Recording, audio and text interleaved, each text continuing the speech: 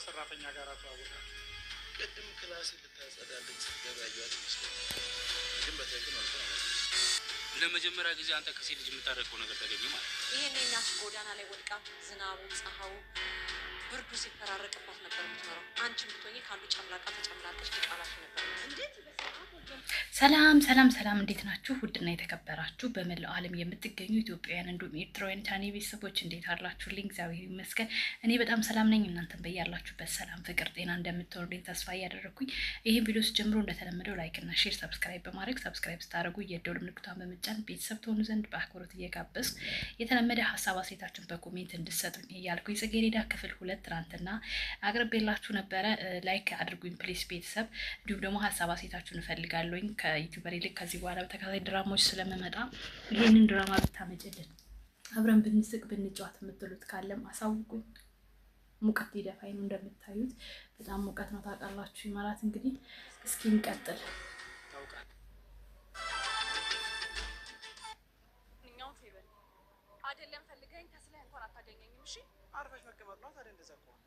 እንግዲህ ንቀቷን እያሳየችው ነው እዚህ ጋር። ምክንያቱም የሀብታም ልጅ ስለሆነች ብቻ ሁሉን ነገር በገንዘቧ መግዛት የምትችል አድርጋ ነው የምትወስደው። ሄቨን ይሄንን ለተናገርክበት ንግግር ዋጋ ትከፍልበታለህ። እሺ ድራማ የምታበዛ ሴት በጣም ለሀያ ማራይ ጥማት ማለት ለሀያ ማራይ ጥማት።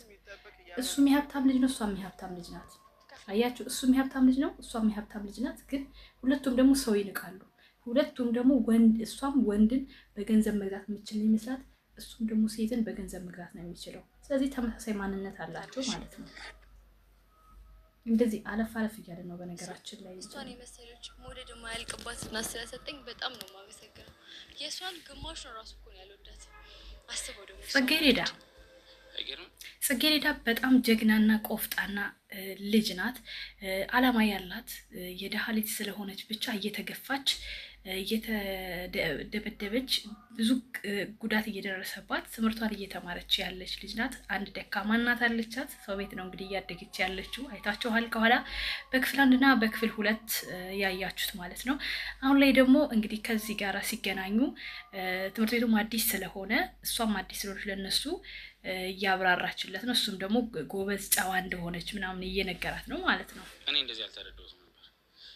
ሌላው ብዙ ጊዜ ስትገቢ ስቶች ስትጣደፊ አይሻሉ። ችግር አለ? አዎ፣ ከትምህርቴ ጎን ለጎን እናቴን ለማሳረፍ አነስ ያለች ስራ እሰራለሁ። በጣም ብርቱ ሰው ነሽ። ይሄ በነገራችን ላይ የብዙዎቻችን የአብዛኞቻችን ታሪክ ነው ብዬ አስባለሁኝ። ብዙዎች ትምህርታቸውን እየተማሩ ጎን ለጎን ስራ እየሰሩ የሚያስተዳድሩ ቤተሰቦቻቸውን የሚያግዙ አሉ። ሊስትሮ፣ ወንዶቹ፣ ሴቶቹ ሰው ቤት ልብስ እያጠቡ እንጀራ እየጋገሩ ምናምን እና እሷም እንግዲህ ጽጌረዳም ይህን ነው እያደረገች ያለችው እና ከትምህርቷ ጎን ለጎን ስራ የመስራት እንትን አላት ማለት ነው። ሰው ቤት ትሰራለች።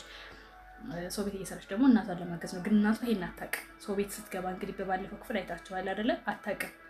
እንደውም ድንገት ሳስተላልነው ስራ ሄዳለሁ ስትላት ስራ እያለች እያሰላሰለች ነበረ። እናትየዋ ማለት የምትፈልገው ትኩረት ትምህርቷ ላይ እንድታረግ ብቻ ነው። እዚህ ጋር ደግሞ ፌቨን እንግዲህ ተንኮለኛ ናት። በቃ ልጁን እንዴት ማጥመድ እንዳለባት እያሰላሰለች ነው። በጣም ስለተናደች ብሎክም ስላረጋት ማለት ነው።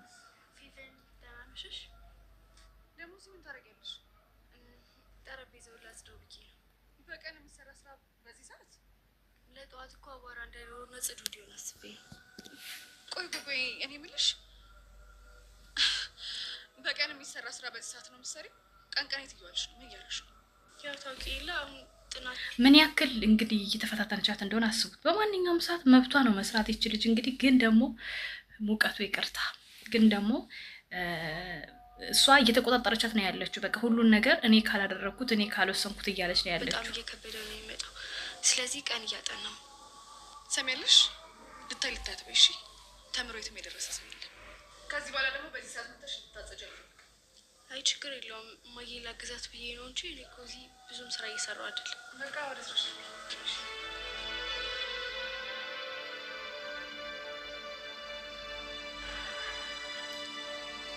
ቤቷ ስለሆነ ብቻ እያዘዘቻት ነው። ብሎክ አልነገርሽም? ማንም አይነገርሽ የለ። ወይኔ ፌቨን ለምን ሲባል ልዴትሽን እሷ ላይ ትወጫለሽ። ብሎክ ያደረገሽ ወንዱ እሷ ምን አረገች?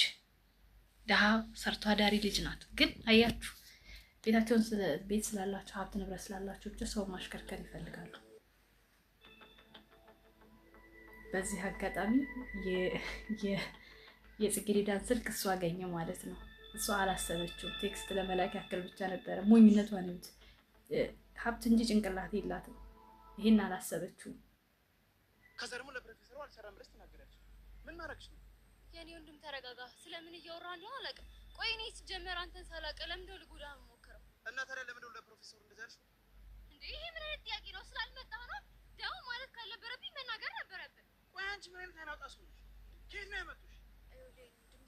ሰነፍ ተማሪ ስለሆነ ሁሉን ነገር እሷ እንድታግዘው ይፈልጋል። ጭራሽ ከአንቺ ብሶ ትቆጫለሽ እንዴ? አንቺ ያው መሄድ አለብኝ መሰለኝ። ወዴት ነው የምትሄጂው? እያናገርኩሻለሁ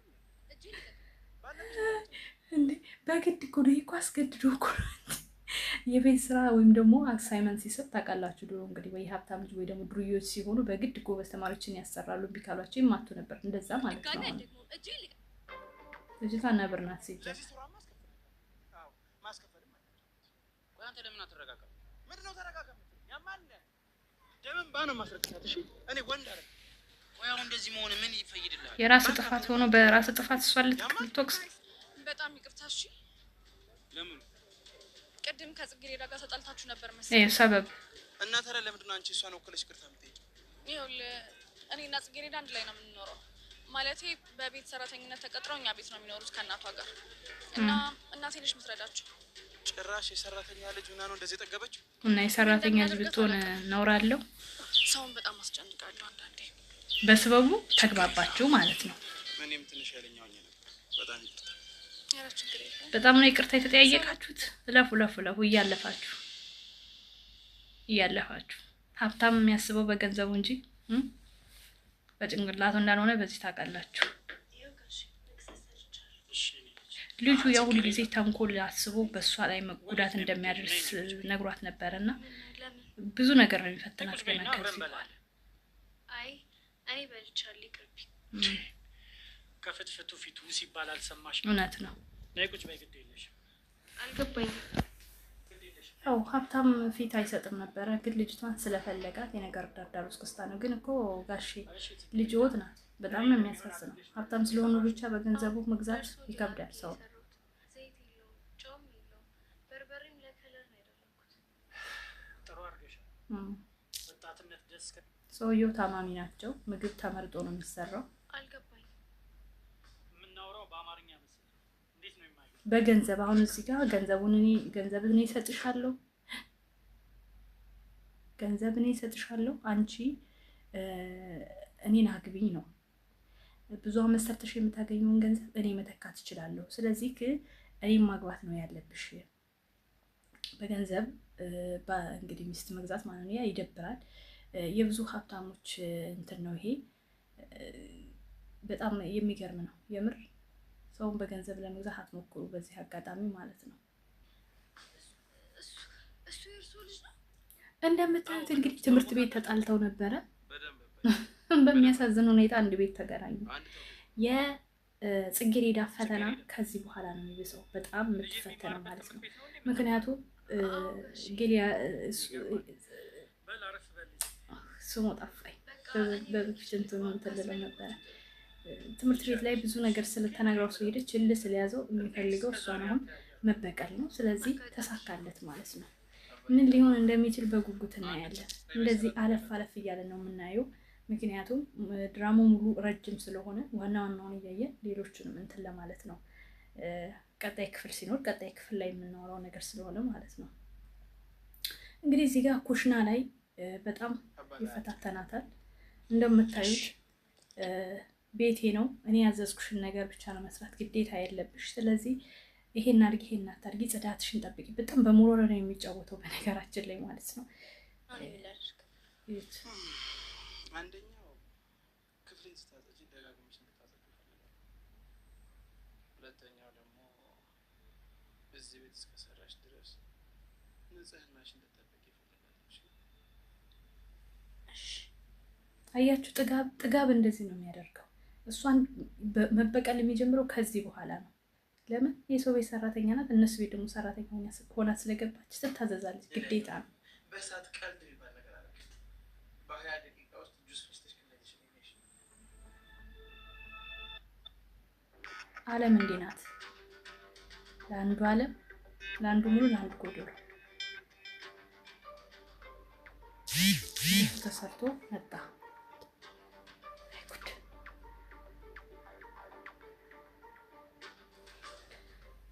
እንደዚህ ነው እንግዲህ ፈተና፣ የሴት ልጅ ፈተና ማለት ነው።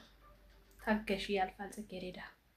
እንዲህ እያለ የድራማው ክፍል ያበቃል ማለት ነው። ውድ ቤተሰቦቼ ላይክ፣ ሼር፣ ሰብስክራይብ እያደረጋችሁ ክፍል 3ን በዚህ አጠናቀናል። ክፍል 4 ምን ይፈጠር ይሆን የሚለውን ወደ እናንተ ይዤ እስከመጣ ድረስ ላይክ እና ሼር ሰብስክራይብ ማድረግ አትርሱ። ሀሳብ አስተያየታችሁን በኮሜንት አስቀምጡ። ስለተከታተላችሁን ከልብ አመሰግናለሁ።